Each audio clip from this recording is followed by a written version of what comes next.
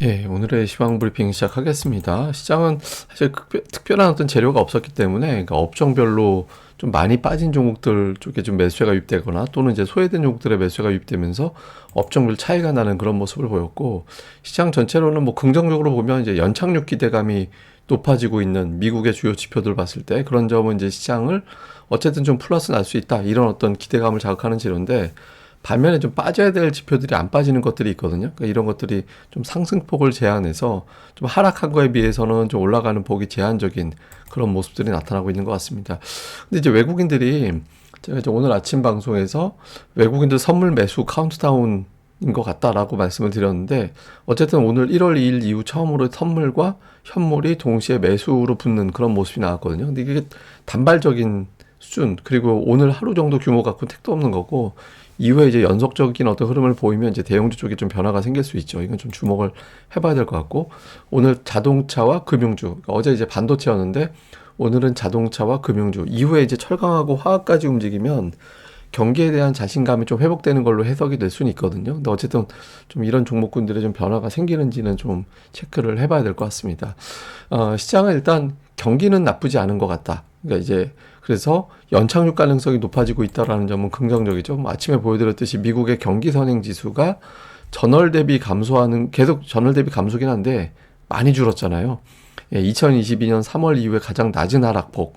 그러니까 미국 경기가 뭐 조금 주춤했다가 조금 괜찮아지는 것 같다, 이런 분위기들을 만들어지고 있거든요. 이건 좋은데 좀 빠져야 되는 지표들이 안 빠져요. 예를 들면 이제 미국의 10년물 국채금리. 그러니까 제가 이거는 4.2% 이상은 어려울 것 같다, 이번 국면에서. 그러니까 미국이 금리 인하를 안 할 것은 아니기 때문에 이제 4.2% 위는 어렵다라고 보고, 근데 이 국채금리가 여기서 어정쩡하게 머물러 있으면은 또 시장이 애매하거든요. 이거는 4% 초반으로 확 빠지고 4% 밑으로 내려가네 마네 하면 시장의 상승 종목이 확 늘어나는 그런 상황이 될 수 있거든요. 근데 그게 안 되고 있고, 또 달러 인덱스도 지금 103.3 왔다 갔다 그 부근, 그러니까 200일선이 저항이 되고 있긴 한데 저항 맞고 떨어지는 모습은 아니잖아요. 그래서 투자들이 아직은 마음이 아슬아슬한 거예요. 저게 좀 내려가 줘야 돈이 귀할 때가 아니라 돈이 흔해지는 거다라고 해서 자신감을 갖게 되는데, 그런 모습이 없다 보니까 종목별로 차별화. 그렇다고 뭐 경제 상황이 나쁘진 않으니까 상승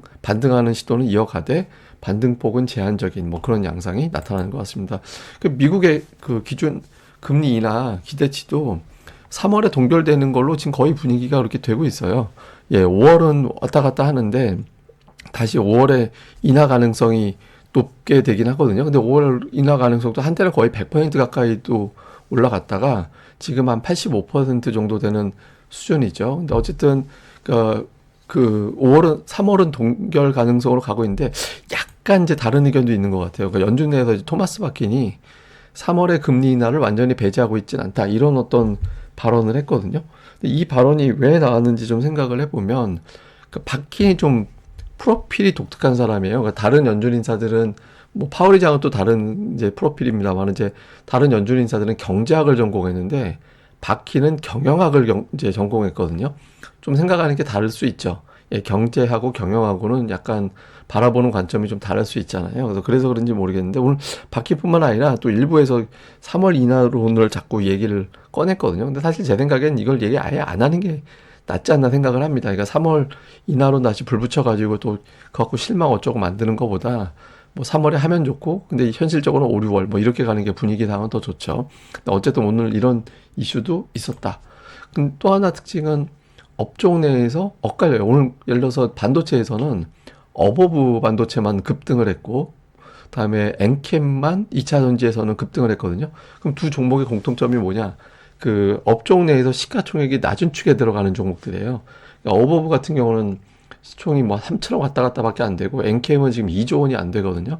지금 에코프로비엠이랑 에코프로 두 종목 합산 시총이 40조 원 왔다 갔다 되는데, 엔캠 같은 경우는 이제 시총이 2조 원이니까 상대적으로 이제 안에서는 가볍죠. 물론 이제 별도의 실적이라든가 모멘텀이 다 있긴 하지만 투자자들은 비싼 주식보다 지금 예탁금 수준에서는 업종 내에서 차별적으로 갈 수밖에 없고, 또 시가총액이 작은 종목 쪽으로 가는 그런 흐름이 이제 나오게 되는 것 같습니다. 그래서 조금 업종 내에서 차별화 장세가 나타나고 있다는 점도 오늘 장의 특징.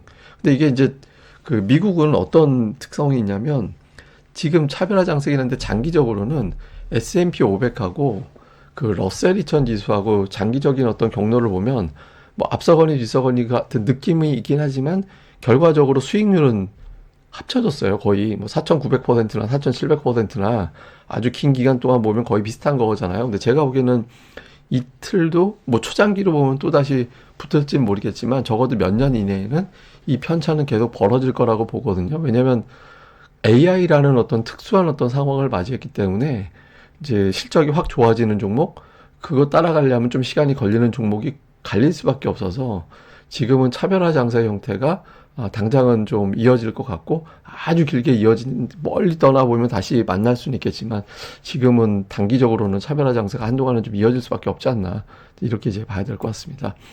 뉴스들 보면 오늘 금융주 올라갔죠. 그러니까 이제 금융주 전반적으로 올라가고 있다고 하는데 사실 이거는 먼저 뉴스를 볼 필요가 있어요. 1월 16일에 나왔던 그러니까 주주 환원이라든가 이런 이슈가 있어서 이제 외국인들이 지금 빌드업을 해놓은 상태였거든요.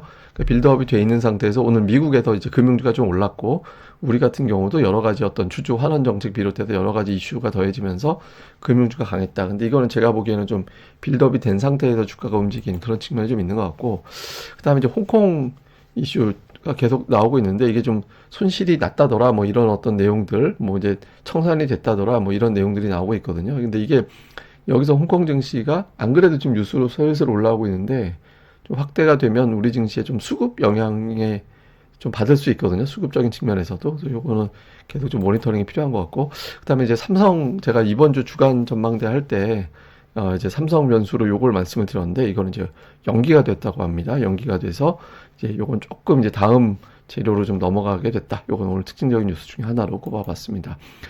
수급에서는 이제 외국인들이 선물과 현물을 동심해서 1월 2일 이후에 처음입니다.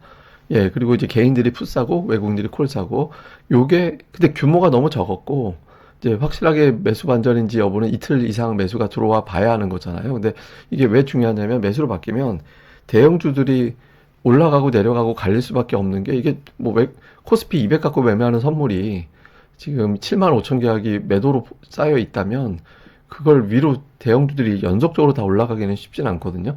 저게 좀 풀어줘야 이제 대형들이 움직일 공간이 생기니까 이제 그걸 좀 볼 필요가 있죠. 뭐 종목들은 엇갈립니다. 오늘 예를 들어서 삼성전자를 사는데 하이닉스를 팔고 현대차는 사는데 기아를 팔고 뭐 이런 형태로 업종 내에서 좀 엇갈리는 그런 형태를 보였거든요. 근데 어쨌든 외국인들이 삼성전자는 계속해서 이제 쥐고 가고 있다. 근데 반도체 업황에 대한 자신감 이런 걸로 가려면 하이닉스를 오른쪽에 같이 둬야 돼요. 예, 그런 게 있고, 그다음에 금융주들이 지금 매수에 들어가 있죠. 하나금융, 신한지주, KB금융, 뭐 이런 것들, 메리트금융지주 이런 거 금융주들이 좀 매수가 들어가 있는 게 특징이었고, 기관은 오늘 뭐 매수한 종목들이 좀 어정쩡합니다. 근데 2차 전지 쪽의 종목들을 좀 담았어요. 예, 보시면은 뭐 SDI, LG화학도 약간 그쪽 계열로 보이고, 포스코홀딩스, 포스코퓨처엠 등등 LG에너지 솔루션까지, 그러니까 2차 전지주들의 어떤 기술적 반등 쪽을 조금 염두를 하는 게 아닌가 싶고 코스닥 쪽에서는 외국인 투자자들이 에코프로 매수하고 에코프로비엠 매수하고 이런 쪽으로 좀 매수가 들어가 있는데 그 외에 보면 이제 반도체는 좀 많이 올랐던 종목들 뭐 제주 반도체나 뭐 어버브 반도체라든가 이런 것들을 매도했는데 대신에 폰하고 연결고리가 있는 종목군들이 매수 쪽에 조금 포진해 있는 게 특징입니다. 뭐 인탑스나 뭐 심텍이라든가 물론 이제 이게 반드시 뭐 폰 관련된 종목이라고 단정하기는 어렵지만 사업 영역에 그쪽에 들어가 있는 종목들 있잖아요. 그런 것들하고 통신 장비주가 일부 들어가 있고, 그다음에 기관 투자자들은 업종끼리 엇갈립니다. 그러니까 반도체 엇갈리고 2차 전지도 엇갈리고 그래서 좀 종목 내에서 좀 골라서 이제 왔다 갔다 하는 그런 모습을 특징적으로 보인 것 같습니다.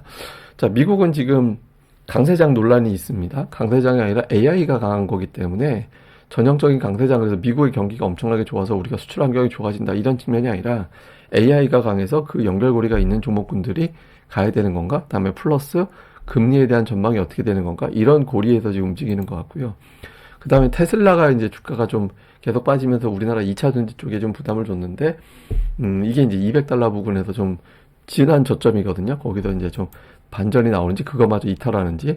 그다음에 삼성전자가 75,000원 위에 있죠. 지금 아직은 뭐 제가 돌파라는 표현을 하게 됐지만 정확하게 얘기하면 이제 안착이 되는지가 되게 중요하거든요. 그래서 삼성전자가 75,000원 위에서 저항 맞고 빠지는 그림보다 75,000원에서 안착이 되면 그 다음 보는 건 80,000원이 되잖아요. 근데 75,000원 아래로 가면 이게 또 저항으로 인식을 하기 때문에 외국인의 선물 매수와 함께 이런 것들이 어떻게 돌아가는지, 그 다음에 이제 특징주, 자동차, 뭐 화장품, 게임, 금융 이런 것들이 오늘 장의 특징이었던 것 같습니다.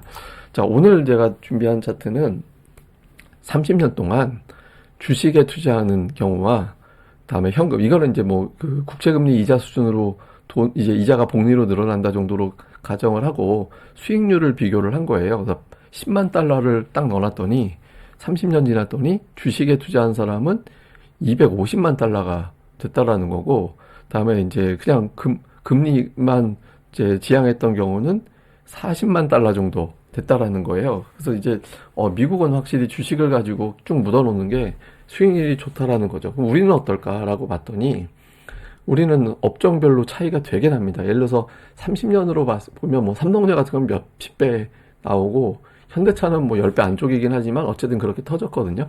근데 그 사이 이제 복리를 계산을 해봐서 3% 복리면 한 200% 안짝이고 5% 복리면 한 400% 안짝의 어떤 기대 수익이 나오거든요. 근데 이게 보면 대형주 몇 개를 제외하고는 우리나라는 30년 장기 투자했을 때 성적표가 종목에 따라 이제 현금 이자 수익 이상 능가한다 이렇게 장담하기가 쉽지가 않긴 합니다. 그래서 왜 뭐 코스피 지수 자체가 지금 우리 증시 생긴 게 몇 년 차인데 여전히 이제 2,500도 안 되잖아요. 아직까지도. 그러니까 우리 증시가 사실은 좀 쉽지는 않죠. 그래서 저는 개인적으로 그러니까 장기 투자를 이렇게 선호하거나 권하고 그러지는 않아요. 그러니까 한국의 어떤 이제 시장에 맞춰서 생각을 해본다면 하나의 어떤 사이클 투자하는 게 맞지 무작정 장기 투자하는 게 합리적일까에 대해서 의구심은 좀 있거든요. 근데 이제 어쨌든 시장의 트렌드, 그러니까 우리 증시는 이제 트렌드에 맞춰서 가야 되는 거라 그때그때마다 이제 좀 시장에서 만들어지는 패션, 저는 주식은 패션이라고 보는데 그런 이제 패션에 맞는 업종 종목들이 뭐가 있는지도 좀 그때그때마다 잘 살펴보시는 게 되게 중요할 것 같습니다. 예, 자세한 건 제가 또 이제 다음 방송에서 또 뭐 다양한 재료 가지고 설명드리겠습니다. 그리고 제 방송 컨셉은 리딩을 하는 게 목적이 아니라 시장에 이런 일이 있었고요. 이런 것들이 오늘은 부각이 되네요. 라고 해서 시장을 이야기를 해드리는 컨셉이거든요. 그래서 그렇게 받아들이시면 조금 더 편할 것 같아요. 예, 뭐 제가 리딩하면 어색하잖아요. 예, 뭐 하라면 하겠지만 예. 자, 어쨌든 하루 잘 보내시고 저는 다음에 뵙겠습니다. 이 방송 좋아요와 구독하기 꼭 부탁드립니다. 감사합니다.